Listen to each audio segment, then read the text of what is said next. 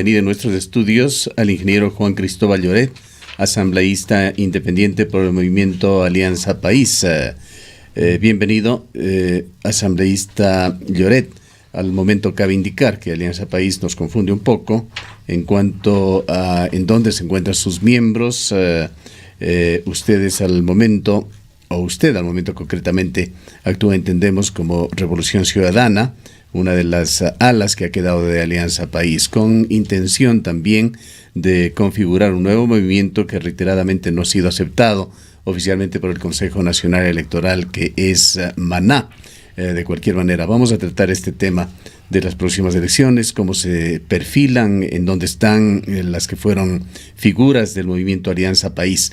Pero quisiera empezar tratando el tema de inversión vial en la provincia de La Suay. Acabamos de pasar un breve análisis citando esencialmente fuentes oficiales publicadas por el propio Ministerio de Transportes y Obras Públicas, que dan cuenta de que Azuay sigue siendo un apéndice en materia de inversión vial en el país. Apenas un 2,7% de la inversión total que ha hecho el gobierno del presidente Correa y el gobierno del presidente Moreno llega hasta esta provincia. ¿Cómo mira usted esta situación como legislador? Gracias, muy buenos días. Un saludo para usted, Gustavo, Rosana. Gracias por el espacio. En realidad, quiero saludar también a la directa audiencia de Ondas Azuayas en esta mañana. Bueno, con respecto, primero quisiera aclarar un tema. No soy miembro de Alianza País. Bueno, pero llegó Juan Cristóbal Lloret a la Asamblea Nacional a través de Alianza País. Sí, por supuesto. Creo que lo aclaramos. Fui director de Movimiento Alianza País. Con toda esta decisión de Alianza País, hemos aclarado las dudas sobre en dónde mismo está el momento. Sabemos que no está con el Alianza País oficial que lo preside Lenín Moreno, eso está claro. Así es. En el momento en el cual vimos que el gobierno cambió hacia la derecha, decidimos salir del movimiento. Pero bueno, con esa aclaración con respecto a su inquietud, nosotros, a mí me parece que hay que hacer un análisis de cuál ha sido la inversión. No sé si es que ese dato, de dónde se lo obtuvo, ese 2%. Página del Ministerio de Transportes y Obras Públicas. Perfecto. Son exclusivamente cifras de allí. Habría que revisar, o sea, hubo un compromiso del gobierno actual de poder invertir, me parece que alrededor de $300 millones en la provincia de La Suay. Veo que no se ha cumplido, se ha cumplido parcialmente. Tenemos un ministro azuayo que tendrá que responder precisamente por ese compromiso que se hizo en el gobierno de Moreno con respecto a la provincia de La Suay. Sí, habíamos dado dentro de esa misma nota, simplemente para tener la información más completa, de que efectivamente usted se refiere a Paul Granda, posiblemente quien dejó ya de ser el ministro. No, el actual ministro es Boris Palacios. Quien lo ha reemplazado, Boris Palacios. Se ofreció elevar significativamente la inversión. Se hizo, efectivamente, y así lo habíamos señalado, un pequeño impulso en cuanto a inversión, pero en lo más significativo de este impulso estaba el pago de planillas atrasadas de $42 millones, lo cual deja realmente no como nuevas inversiones, sino más bien un ajuste de cuentas interno del Ministerio de Transportes y Obras Públicas. Bueno, yo creo que la vialidad en la Azuay ha cambiado, no como se lo dijo, venía escuchando el programa en la radio, que nada ha cambiado en el Azuay. No es que nada ha cambiado en el Azuay. Yo creo que tampoco eso se lo puede decir de esa forma. Yo creo que hubo un impulso importante en la vialidad en el Azuay. Quizás no fue una inversión mayor, pero yo recuerdo claramente cómo era la vialidad en nuestra provincia, sobre todo aquellas carreteras que conducen a las diferentes provincias. Acuérdese cuál era la vialidad a la provincia de Loja. Pero acuérdese cuál era la vialidad. ¿Cuál ha cambiado significativamente? O sea, hemos cambiado una matriz de pavimento rígido versus lo que teníamos antes, que era un remedio de baches en todas las vías que conducían a la provincia de La Suay. A veces la memoria es frágil. Sí, a veces la memoria es frágil y hay que recordar, asambleísta Lloret, que esto del pavimento rígido lo empezó el gobierno de Palacio, lo continuó Correa, sí, por supuesto, pero estuvo allí, se me escapa el nombre del ministro que estuvo en los dos gobiernos, Bueno, lo voy a recordar en instantes, que fue quien comenzó con este proyecto de pavimento rígido. Sí, es algo normal, además, que debe darse. Sí, es lo justo. No puede, es una aspiración no puede el país legítima avanzar en la medida en que lo ha hecho, porque usted, que está seguramente viajando permanentemente a Quito, eventualmente le tocará también hacerlo por tierra, con la familia, y notará las diferencias gigantescas que existen todavía desde este centro del país, que es Riobamba, hacia el norte y hacia el sur. Sí, hay un avance importante, significativo, eso sin lugar a duda. Habrá que mirar cuáles fueron los condicionamientos para la inversión que se hizo en el Azuay. Seguramente cuando uno construye una carretera, usted es un profesional precisamente en esas ramas. No precisamente. Pero en ramas similares. Sabe que hay que hacer un estudio, y ese estudio parte por la cantidad de vehículos que circulan por esa vía. Y seguramente en función de eso se hacen las inversiones. Habrá que pedir los justificativos necesarios, aprovechando que tenemos un ministro Azuay. Ojalá ese ministro pueda darnos a conocer más detalles. Sin embargo, yo quiero resaltar y reconocer el trabajo que se hizo durante esos 10 años, que pudo haber sido mejor sin lugar a duda. Pero yo creo que hay un avance significativo. Las carreteras que conducen a la provincia del Azuay hoy son en pavimento rígido, y se siguen construyendo carreteras que en su momento inclusive ni siquiera la competencia la tenía el gobierno nacional. Sin embargo, esas carreteras se siguen construyendo. Me refiero a la mina Tablón-Pucará, por ejemplo, me refiero a la Gualaceo-Limón, que eran competencias de los gobiernos provinciales, tanto de Morona Santiago como de la Azuay. Pero yo creo que se dejó encaminado una construcción importante una reconstrucción importante dentro de la Azuay. Las vías que conducen a la Amazonía, recuérdese cuántas horas se hacían a Macas.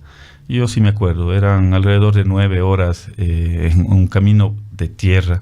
No había ni siquiera asfalto para conducir desde Cuenca hacia Morona Santiago. Hoy tenemos una carretera importante en algunos tramos, inclusive con pavimento rígido, que nos conduce hoy en día en menos de 4 horas a la provincia de Morona Santiago. ¿Se pudo hacer más cosas? Posiblemente, pero creo que tampoco no se puede dejar de desconocer que hubo una inversión importante también en el Azuay. Las macrocifras hablan de una 15ª posición en inversión durante todo este periodo de entre las 24 provincias del Ecuador, y un 2,7% de la inversión nacional. Frías cifras que nos gustaría eventualmente poder contrastarlas y conversarlas, además conocer mayores detalles con el señor ministro de Transportes y Obras Públicas. Que vale la pena, porque hubo un ofrecimiento importante para la Azuay. Yo espero y aspiro por mi provincia que eso se pueda cumplir. Se ofrecieron una serie de intercambiadores, el acceso sobre todo por la Panamericana Sur, que es importante los fines de semana. Eso es un caos, es complicado. La movilidad en ese tramo. Yo creo que es importante, es necesario, es indispensable que Cuenca pueda contar con un nuevo ingreso. Ojalá se pueda cumplir esa aspiración, y vamos a estar vigilantes desde la Asamblea también. El asunto de los 4 carriles para Gualaceo, los túneles que se habló allí. El proyecto ha sido totalmente disminuido ya en cuanto a los anuncios iniciales. Cierto es que sigue, están los estudios, me parece que en camino, totalmente atrasados en cuanto a los cronogramas que se ofrecieron, pero bueno, vamos a estar vigilantes, es un poco parte de lo normal aquí en el Azuay. Vamos a estar vigilantes porque ese es un compromiso del gobierno actual. Lo hicieron y lo anunciaron con bombos y platillos, y ojalá se lo pueda cumplir antes de que termine este gobierno. Así es. Vayamos con temas de carácter político. Aclárenos ahora sí cómo está Maná, Revolución Ciudadana, Alianza País, cómo van las cosas, cómo se van definiendo. Bueno, todavía no tenemos una definición. Este día sábado vamos a tener una reunión del colectivo nacional, que es una instancia de coordinación que se formó en nuestra organización, que está iniciando, para poder tomar algunas definiciones con respecto al panorama político local y nacional con miras a las elecciones del 2019. En todo caso, nosotros estamos a la espera de que se pueda dilucidar una disputa que ha existido por parte de algunas personas que fueron miembros de de Maná antes de que desaparezca. Maná desaparece porque no logra tener el porcentaje de votación que se requería en su momento en 2 elecciones consecutivas y por lo tanto desaparece. A raíz de eso hay un grupo de personas que tratan de revivir Maná, lo vuelven a ingresar una resolución, un pedido para recoger firmas en el CNE, y ha existido una disputa entre esas personas. Sacan a Rafael Correa de las potenciales filas. Eso es un acto eminentemente político, no tiene ninguna validez Correa, porque ni el movimiento está... Pero era miembro de esta organización política, no aunque no haya estado aún legalizada en el Consejo Nacional Electoral. ¿Quiénes eran parte, si nos comenta un poco Juan Cristóbal, de esta organización? ¿Quiénes de Alianza País del ala correísta, digamos así, pasaron a Maná? Entre ellos el expresidente Rafael Correa. ¿Y qué es lo que ha pasado internamente que concluye en la expulsión? Porque así lo anunciaron públicamente, que el expresidente había sido expulsado de la organización política. Mire, hay una persona, el señor Erazo, que dice que es el representante de Maná, cuando todos sabemos que él fue candidato inclusive por Sociedad Patriótica, es decir, ya dejó Maná hace algún rato atrás. Y por otro lado está Juan Pablo Arévalo, que es quien tiene la certificación del CNE, quien tiene acceso a las claves, quien puede emitir los formularios para poder recoger las firmas con la autorización, por supuesto, del CNE. Pero en este momento, con las dificultades que tenemos ante una evidente inseguridad jurídica, ante una evidente ruptura constitucional en múltiples ocasiones, ante un CNE que no sabemos si responde a lo que está establecido en la ley, o si responde a un consejo transitorio, o si responde al gobierno de turno, hemos decidido precautelares acerca de 500,000 de firmas hasta poder tener una resolución en ese ámbito y poder proceder con la entrega o no de esas firmas que representan una voluntad de 500,000 de personas que durante 70 días, en un tiempo récord, prácticamente sin recursos, hemos logrado recolectar cerca de 500,000 de firmas. Eso representa o expresa una voluntad que tiene un importante grupo de la población de verse representada en una corriente, movimiento progresista de izquierda. Continúa bajo la sombra del expresidente Rafael Correa, es su inspiración, por así decirlo. Bueno, Rafael Correa sigue siendo un líder, tanto es así que hay una fuerte inclinación de un importante número de personas, estamos hablando de 500,000 de firmas, que se han logrado recolectar en apenas 70 días. ¿Eso qué demuestra o eso qué expresa? Que existe una voluntad de un importante grupo de la población de que se pueda cristalizar esa firma, ese apoyo en un movimiento. Ojalá el CNE actual, que dice tener una independencia, pueda dar paso a esa aspiración, que no es una aspiración solo de Rafael Correa, que no es una aspiración solo de ustedes que han decidido esperar con este número de firmas que han logrado recolectar. ¿Esperarán hasta cuándo? Estamos prácticamente ya en un proceso electoral, implica que para el 2019 estaremos ya eligiendo nuevas autoridades seccionales. Si ustedes han decidido esperar hasta cuándo, eso implicaría quizás que no van a participar, que quedarían fuera como Revolución Ciudadana, como Maná, de este proceso electoral.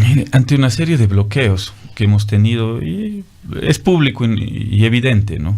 Al movimiento Revolución Ciudadana, que a un inicio quisimos formar, se nos negó. Luego fuimos por otra opción. Se nos negó porque decía que Revolución Ciudadana le corresponde, era un principio que era de país mismo. Era de país. Luego nosotros intentamos como Revolución Alfarista. Revolución Alfarista fue negado en 2 ocasiones por el CNE. La última diciendo que Alfaro era liberal y nosotros, nuestro movimiento era de corte o tenía entre sus principios el no compartir con una corriente del neoliberalismo. Ese fue el argumento, un argumento tan absurdo. Y por eso nos negaron la inscripción de Revolución Alfarista. Y ahora hemos intentado con Maná, vemos que hay una una corriente también para poder bloquear la participación ciudadana, y por eso este día sábado vamos a tomar vemos alguna... que dentro de Maná también hay una serie de discrepancias. O sea, no hay discrepancias. Lo que pasa es que aparece un señor de apellido Erazo que dice que es el representante de Maná. Y no lo es. Y no lo es. Ahí tenemos a Juan Pablo Arévalo, quien es el único que puede acceder al CNE, tiene las claves dadas por el CNE, tiene la posibilidad de emitir los formularios, pero en medio de esta serie de bloqueos que hemos tenido de manera permanente durante todos estos meses, es preferible precautelar esa voluntad expresada por cerca de 500,000 de personas hasta poder tener una definición más clara y estar seguros de que el nuevo CNE transitorio nos vaya a dar esa posibilidad de legalizarnos al final. ¿Cómo ve usted el momento de Rafael Correa? La última impresión, lo último que ha quedado en la retina de los ecuatorianos es su comparecencia ante asambleístas a través de una teleconferencia. Se le ve actuando como una persona acorralada, Correa. Al contrario, yo creo que yo estuve presente en parte de la intervención. Se dio a conocer con claridad lo relacionado a un caso en el cual hay una comisión especial de la Asamblea Nacional que está investigando, y ojalá pueda determinar las responsabilidades que tenga que determinar esta comisión. Sin embargo, yo debo rescatar que Rafael Correa, por el contrario de lo que se le acusa, si su pecado fue haber conformado una comisión, un comité interinstitucional. Yo me pregunto si es que algún otro presidente de la República hubiese hecho eso. Quizás no, quizás lo dejaba ahí. Pero tiene una amnesia total sobre los temas más relevantes, más trascendentales. El tema trascendental de esa comparecencia tenía que ver con la interrogante. Sí, en el caso Gabela. Tenía que ver con una interrogante, si es que el expresidente Correa conocía o no el tercer informe. Y él lo dijo con claridad. Y a mí me hicieron una presentación en la presidencia de la Asamblea, en la presidencia de la República, porque se supone el informe final, hay que tener una diferenciación de dos cosas. Lo que fue el tercer informe del perito Mesa y lo que tiene que ver con el informe final de la comisión. Esa comisión o del comité estaba integrado, me parece que por 5 carteras de Estado, 5 ministros. Lo que Correa conoció es el informe final de ese comité interministerial. Entonces, y las recomendaciones de ese comité. Y dentro de las recomendaciones o dentro de las conclusiones de ese informe, decía, ese comité decía que fue delincuencia común. Con ese antecedente que conoció el expresidente Correa en una presentación que le hicieron en la presidencia de la República, él decidió remitir toda la información hacia la Fiscalía como correspondía y hacia las otras instituciones para que hagan lo que tienen que hacer. Pero lo que dice José Serrano, su ministro del Interior, no es eso. Él señala que el tercer informe, aquel que elaboró o se elaboró con la cooperación del perito que había sido contratado, el perito Mesa, me parece. Roberto Mesa Niela. Fue entregado en manos del expresidente Correa. Eso lo dijo el exministro y lo pasaron inclusive los legisladores para conocimiento de Correa para ratificarlo. Entonces queda en entredicho la palabra, no sé si en ese momento era precisamente ministro del Interior, entiendo que sí, José Serrano, queda en entredicho la palabra del expresidente contra la palabra de su exministro. Bueno, no es así, Gustavo. Lo que usted dice fue planteado por la asambleísta Yanine Cruz, exactamente lo que usted dijo. Y la asambleísta Marcela Guiñaga le pidió en ese momento a la secretaria de la comisión que dé a conocer cuál fue el criterio emitido por el exministro del Interior, José Serrano. Y él lo que dice es que el informe de la comisión fue conocido por o del comité interinstitucional fue conocido por el presidente. No el tercer informe. Por lo tanto, quedó en evidencia un criterio emitido por un asambleísta que no corresponde a la verdad. Es decir, estaba faltando a la verdad, tratando de insinuar con ese criterio que usted lo repitió en esta mañana, de que el expresidente Correa conocía el tercer informe. No, lo que dijo el ministro Serrano... Decir, entonces, Juan Cristóbal, que la comisión le mintió al presidente, le engañó al presidente. Se ha afirmado que efectivamente hubo un tercer informe y que el segundo informe ya daba cuenta de que no fue delincuencia común la causa del asesinato del general Gabela, que ya se habló en el segundo informe de delincuencia organizada y que fue justamente eso lo que motivó este tercer informe. Lo que estaríamos diciendo entonces es que esta comisión y todos estos largos años desde el año 2013 fue una mentira tras otra mentira y que el presidente nunca conoció la verdad. Eso es lo que tiene que esclarecer precisamente esa comisión de la Asamblea Nacional. A mí me parece, que pasaron por ahí. A mí me parece que esa es la responsabilidad que tenemos con el país y con la familia. Si es que dentro del comité, en el cual estuvieron algunos exministros del gobierno de Rafael Correa, no llevó adelante con el correcto procedimiento que debería haberse seguido y sobre todo no le dieron a conocer los aspectos más relevantes o la verdad con respecto a este tema, habrá que establecerse las responsabilidades en contra de ese comité ¿qué dice usted como legislador interministerial? Que tiene plena posibilidad de indagar también en estos hechos de su larga trayectoria y además en Alianza País? ¿En dónde se rompió esa línea? El presidente de la República no podía ser de otra manera ante el asesinato de un excomandante de la FAE, tenía que estar interesado.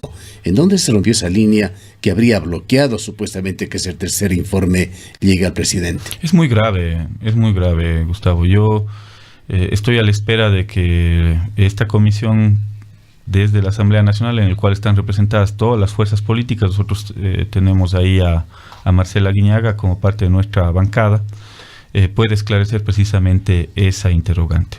Si es que hubo un tercer informe, como aparentemente sí lo hubo, ¿por qué ese tercer informe no constó dentro del informe final del comité? Es muy grave. Ahí tendremos que ver qué ministro de Estado o qué ministra de Estado en su momento, muchos de ellos son parte del actual gobierno, participaron dentro del ocultamiento de esa información que impidió que el país conozca la verdad con respecto a este caso. Yo estoy a la espera de que se pueda recolectar toda esa información. Nosotros tenemos reuniones semanales de la bancada precisamente para poder conocer los avances de esta comisión especial y por lo tanto estar vigilantes de que se pueda cumplir con un anhelo del país de que se esclarezca con certeza qué es lo que pasó. Sin embargo, transitemos, si me permite, ingeniero Lloret, a temas políticos, coyunturales. De otra manera no nos va a dar el tiempo. Quisiera saber por qué salió Augusto Barrera de Cenecit, por qué renunció a Alianza País. ¿Lo conoce usted? No, conozco las declaraciones que ha dado a nivel nacional. Entiendo que él está en contraposición a una corriente al interior del gobierno de Moreno, una corriente de derecha, que es la que está gobernando en este país. Hay un viraje evidente a la derecha en el gobierno de Moreno. Tanto es así que si ustedes se fijan, la ley que acaba de pasar, una ley con apoyo del socialcristianismo, de fomento productivo. Una ley que dice que es de fomento productivo, de generación de empleo, de estabilidad y equilibrio fiscal y de atracción de inversiones. Dice que tiene que cumplir con esos 4 objetivos. Yo no creo que esté cumpliendo con esos 4 objetivos y por el contrario. Esta es una ley que marca una pauta, un antes y un después en lo que fue un gobierno de corte progresista con lo que se va a venir luego. Es muy grave lo que se acaba de aprobar. Pero ¿qué llenó el vaso con Augusto Barrera? Seguramente él venía actuando en la Cenecit, aparentemente tenía un apoyo, tomaba decisiones, diríamos que importantes dentro del ámbito de la educación superior, y de pronto se cortó y presentó su renuncia. No conozco, habría que preguntarle alguna insinuación hacía en que no debía invertirse en cuestiones que no tengan un beneficio social, algo por el estilo, dijo Barrera, sin especificar realmente cuáles son las razones. Lo que pasa es que con la política que está generando el gobierno de Moreno, lo que se viene son recortes en el sector público. Viene el recorte de los subsidios. Lo que pasa es que con esta ley que se acaba de aprobar, se plantea que tiene que haber un superávit primario, y eso significa que no puede haber un déficit, y por lo tanto en este año se recortarán 2.000 millones de dólares del presupuesto que ya fue aprobado. Si es que recortamos 2.000 millones de dólares, Moreno tiene 3 opciones: o recortar en sueldos y en salarios, es decir, menos empleados y trabajadores en el sector público, en compra de bienes y servicios, es decir, insumos para los hospitales, para las escuelas, para los subcentros, para las universidades. Bueno, también cortar un poco el derroche gubernamental que sigue dándose en todos los órdenes. Mire, si es que se lo invierte en el ámbito social, no es derroche. Pero hay también gasto infructuoso que se le está pidiendo. No, siempre es necesario optimizar el gasto, pero esa no es la fórmula, la que está aplicando el gobierno nacional. Porque por un lado se perdona 2.000 millones a las personas más ricas y poderosas de este país, pero por otro lado se está planteando que se elimine el subsidio a los combustibles o que se incremente el IVA para que lo paguemos todos los ecuatorianos. Entonces no se les cobra a las 50 empresas más poderosas 2.000 millones de dólares, o se les perdona 2.000 millones de dólares que pudieron haber sido más, porque el total de la deuda era de 4.000 con recargos, multas, intereses, 4.500 millones de dólares, pero prefirieron ir por la más fácil, o subirle el IVA a los ecuatorianos o eliminar el subsidio a los combustibles. Entonces son temas contradictorios. Y si es que vemos cuál ha sido el comportamiento del gobierno de Moreno en estos últimos meses, tiene que ver con un viraje evidente hacia la derecha, porque quienes gobiernan en este momento no es Moreno. Los que están gobernando el país son los grupos de derecha representados a través del Partido Social Cristiano con los grupos económicos. Vayan y revisen quiénes son los que son parte del gobierno o del gabinete del presidente Moreno. ¿Quién es el ministro de Economía? Es aquella persona.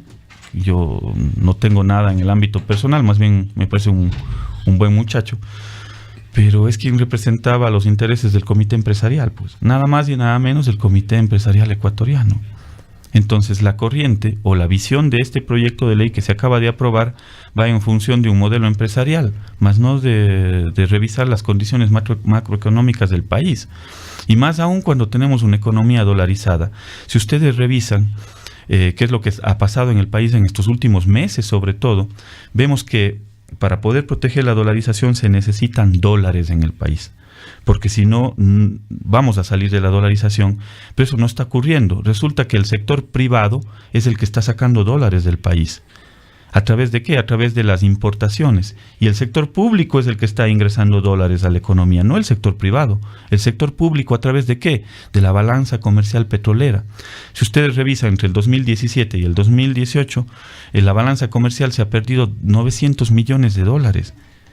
Y el mismo ministro de Economía de Moreno, el ex ministro de la Torre, le dijo en el mes de octubre que tenía que tomar algunas acciones con respecto al sector externo de la economía. Como ahora quienes gobiernan son esos grupos empresariales, no han tomado ninguna acción. ¿Qué va a pasar? ¿Cuál es el escenario que se presenta si se llega a elevar los combustibles, como parece que efectivamente se va a dar ya de manera inminente?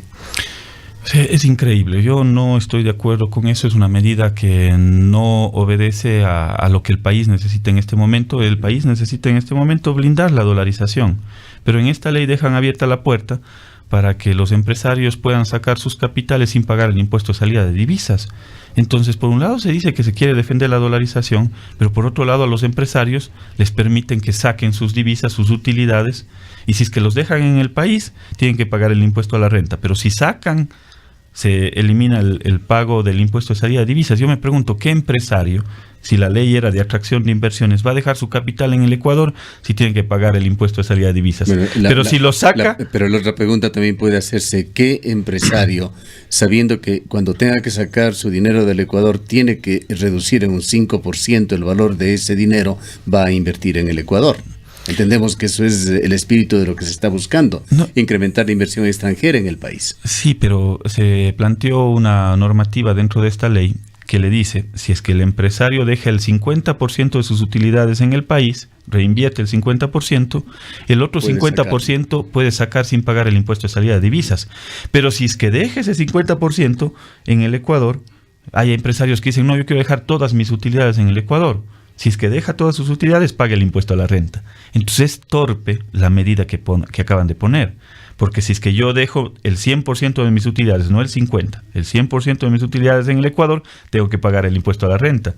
Pero si dejo solo el 50% y el otro 50% saco, puedo sacar sin pagar el impuesto de salida de divisas. Es torpe la medida. Una invitación para sacar las divisas. Es una invitación a sacar las divisas del Ecuador en una economía dolarizada. El Ecuador no puede emitir dólares.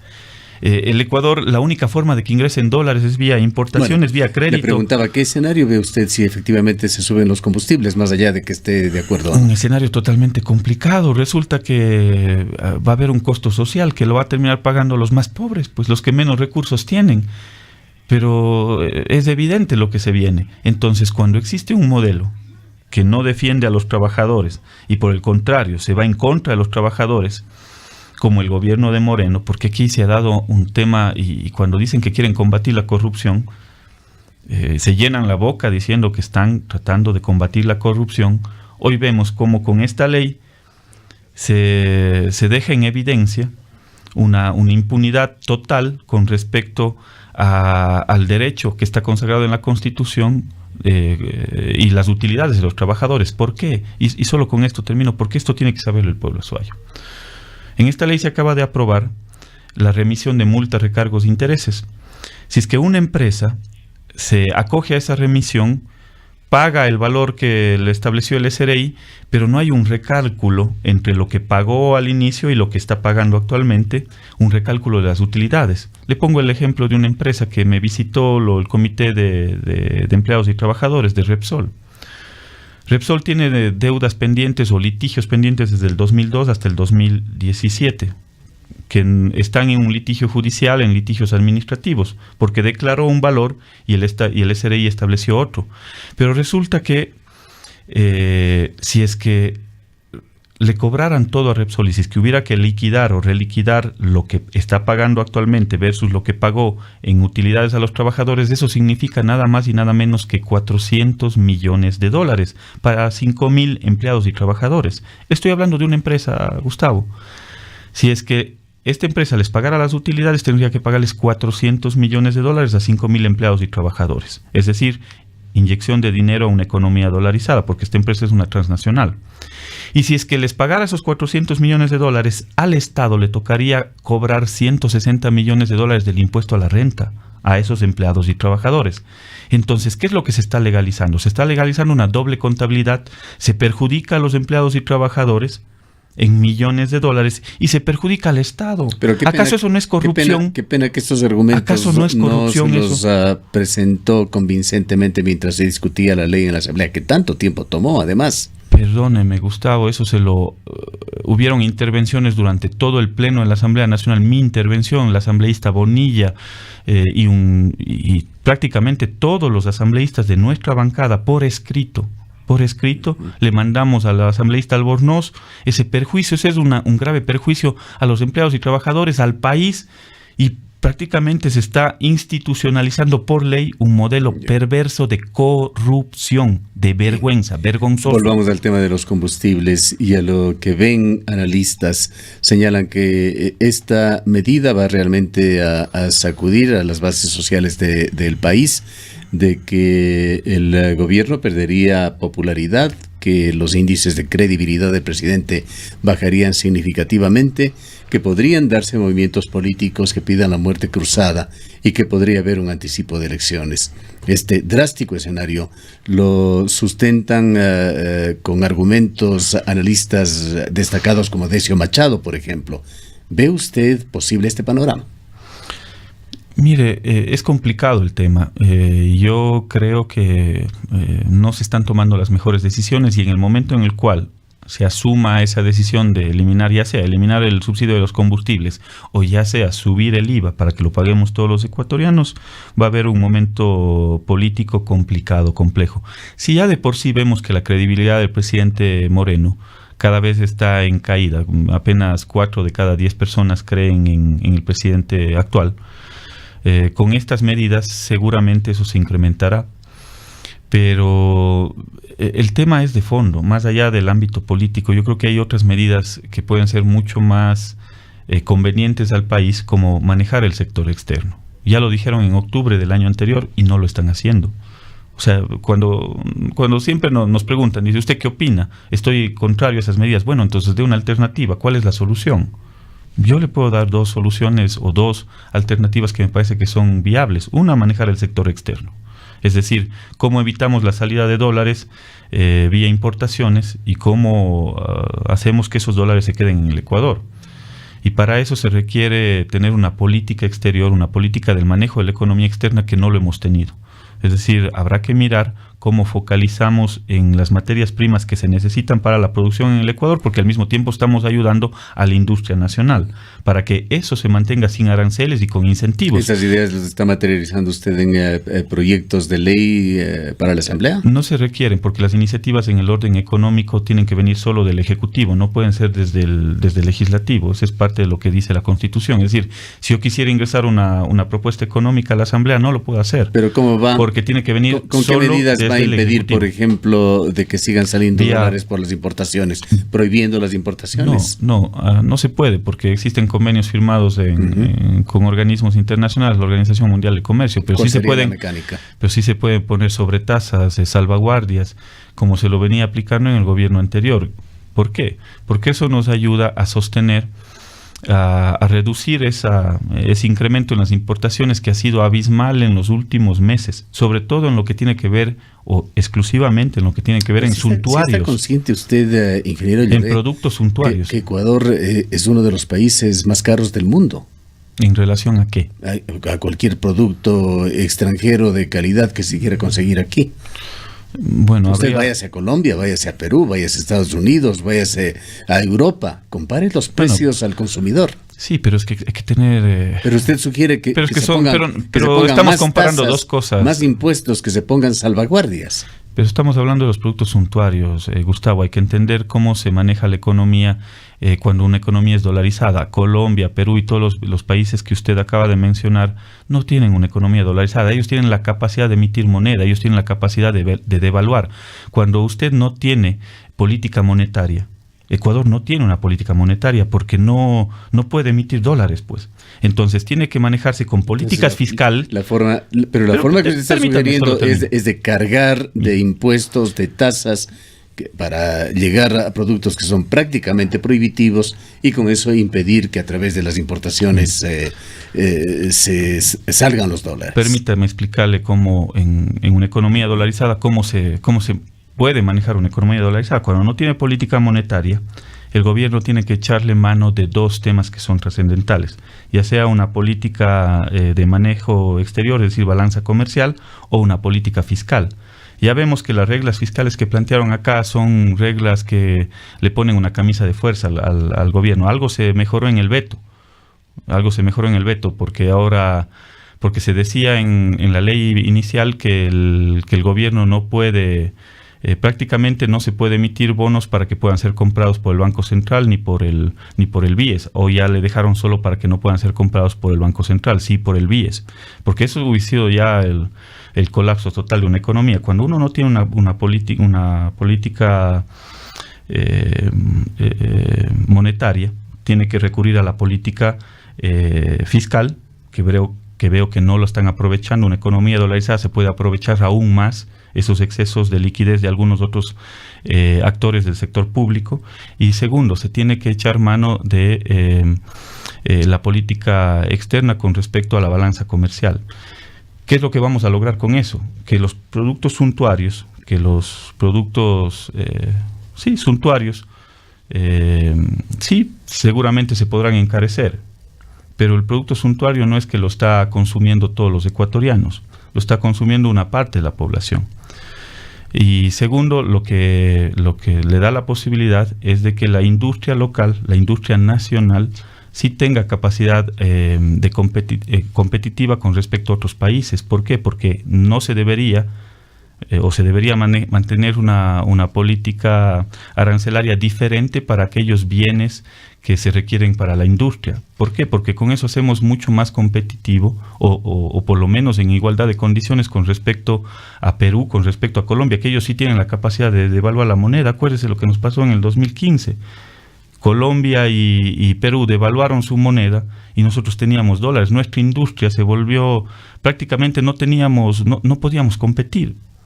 con Colombia y con Perú. Entonces son medidas inteligentes no nos da, ingeniero Lloret, con relación a lo que se está planteando. Para más brevísimamente, si nos comenta sobre los proyectos que usted está impulsando en la Asamblea. Gracias. Bueno, nos comprometimos con ustedes en estos mismos micrófonos en llevar adelante una ley que es la ley de eficiencia de trámites para el sector público. Es una ley importante porque nos permite, de alguna u otra forma, eliminar esas trabas burocráticas, eliminar esos trámites innecesarios. A partir de que entre en vigencia, luego del veto del Ejecutivo, vamos a tener, ojalá dentro del sector público, un sector público mucho más ágil, que evite que los ciudadanos estén peregrinando de institución en institución, porque en esta ley lo que se establece, primero un parámetro fundamental.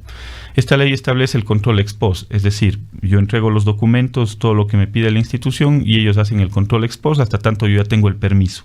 Si es que luego de ese control hay que hacer algún análisis o incluso se puede revocar el permiso, pero partimos de la buena fe de las personas, partimos de que se está cumpliendo con ese principio ex post, de control ex post.